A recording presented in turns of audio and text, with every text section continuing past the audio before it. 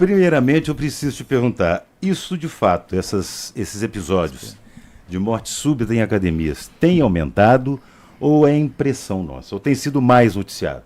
Os episódios de morte súbita, eles são raros, porém eles são muito dramáticos, então eles ganham muita audiência. É. Então nós não podemos falar que a quantidade aumentou de forma expressiva, mas ela afeta cerca de 60 a 70 mil brasileiros por ano. E hoje, como nós temos mais facilidade de documentar, né, através de câmeras, todo mundo tem um celular. Isso. E cada caso ele é muito importante, então ganha muita audiência e por isso que a gente vê mais notícias. Pois é, porque a gente imagina estar numa academia, é uma pessoa saudável, está sendo muito bem acompanhada, né?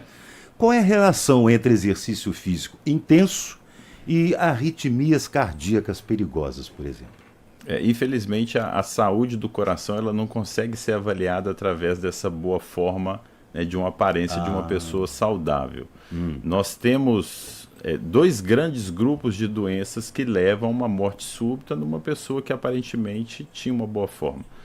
Então, nós temos doenças elétricas do coração, que elas são, em sua maioria, assintomáticas. E o primeiro evento, a primeira manifestação dessa doença vai ser uma parada cardíaca.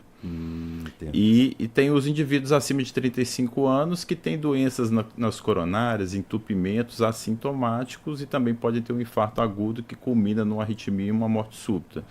O exercício ele tem uma descarga de adrenalina muito grande, então ele aumenta o consumo do coração, né? Ele ativa essa parte elétrica do coração de forma que ela pode expressar a doença. Entendo. Fazendo uma pergunta bem de leigo mesmo, que eu acho que muita gente tem curiosidade, pessoas que não fazem seus exames periodicamente, né? O que é uma arritmia cardíaca e por que ela pode ser fatal?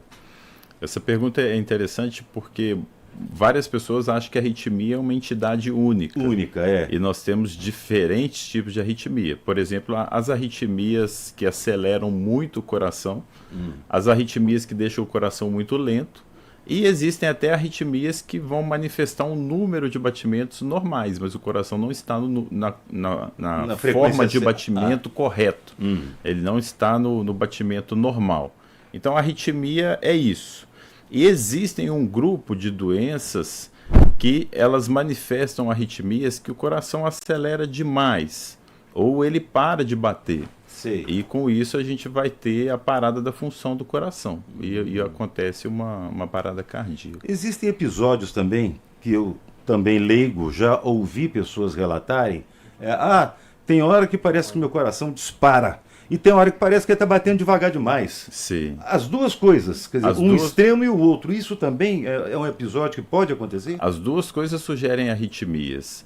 E os sinais de alerta para a nossa população se atentar a procurar uma avaliação médica, além dessa percepção do coração estar acelerado ou lento, ou se ela tiver desmaios durante a atividade física, porque isso nunca é normal, se ela tiver tonturas, ou se ela tiver um cansaço que é desproporcional àquele exercício a que ela está condicionada. São, em geral, alertas para a gente investigar as arritmias. Quer dizer, pelo que o senhor está falando, uma pessoa aparentemente saudável pode ter uma arritmia grave sem saber. Sim, isso é comum em jovens que nascem, né, com doenças graves genéticas, e ele não vai descobrir enquanto ele não for ao médico e realizar um eletrocardiograma. É a única forma. É a única forma. Tem algum sinal de alerta, assim, que a gente possa perceber, que o cidadão que tem essa doença possa perceber? Alguma pessoa consegue identificar isso? Alguma coisa que dá aquele alerta de, opa, eu preciso procurar um cardiologista? Tem um estalo assim, doutor? Sim. São os principais sintomas. Então, se a gente considerar que ou eu vou ter que realizar um check-up para detectar um problema que não se expressou, ou eu vou procurar o médico se eu tiver cansaço, se eu tiver desmaio, se eu tiver palpitações, uma tontura forte com uma sensação que vai desmaiar. Dor no peito é um sinal de alerta muito grande, porque pode ser sintoma de coronária doente, risco de infarto. Essa dor do infarto que irradia para o braço, em geral, é a dor do infarto agudo. Aí o problema já está manifestado de forma iminente, grave, precisa de um atendimento urgente, certo? Sei. Mas amanhã você está fazendo exercício e o peito queima, você interrompe o exercício, essa dor para, isso é um sinal que você precisa procurar um médico. Interessante isso. Bom, além disso, o eletrocardiograma, como você falou, ele é o suficiente ou existem outras formas de investigação?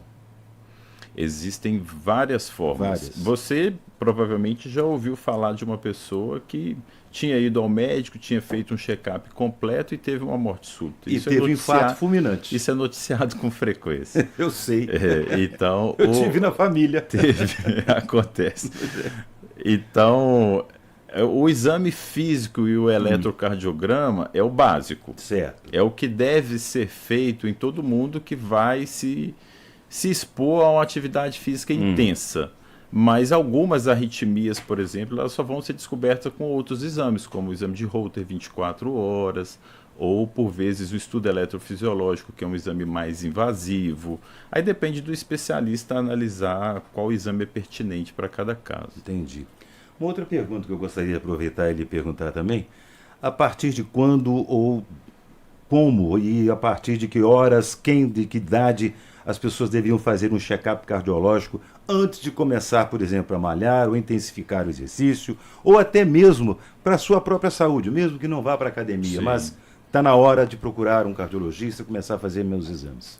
Considerando o maior risco, que são aqueles que vão fazer uma atividade física intensa, obrigatoriamente acima de 35 anos ou abaixo se ele tiver fatores de risco, como doenças conhecidas de hipertensão, diabetes, uma história na família de que já teve uma morte súbita, certo? Entendo.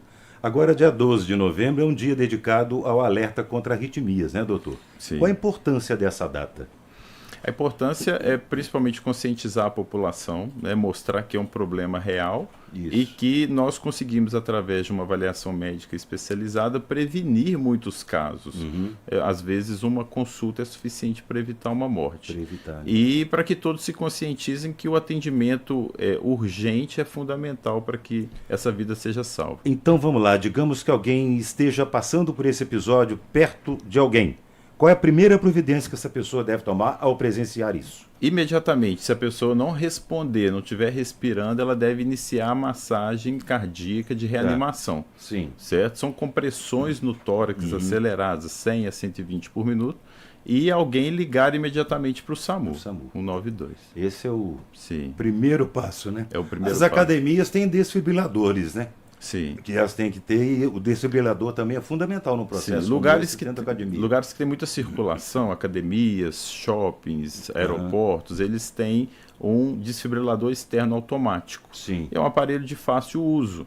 Você só precisa instalar o aparelho no tórax e ele dá comandos por voz do que você deve fazer. E se ele identificar uma arritmia grave, ele emite o choque para salvar a vida. Ótimo. Doutor Glauco, eu quero agradecer imensamente sua participação conosco, seus esclarecimentos e alertar, 12 de novembro, hein? Prestem atenção porque muitas campanhas vão acontecer e muito provavelmente voltaremos a falar sobre isso. Um abraço para você, muito obrigado pela sua disponibilidade. Um abraço doutor. a você e a todos os nossos ouvintes. Boa tarde. Obrigado, boa tarde.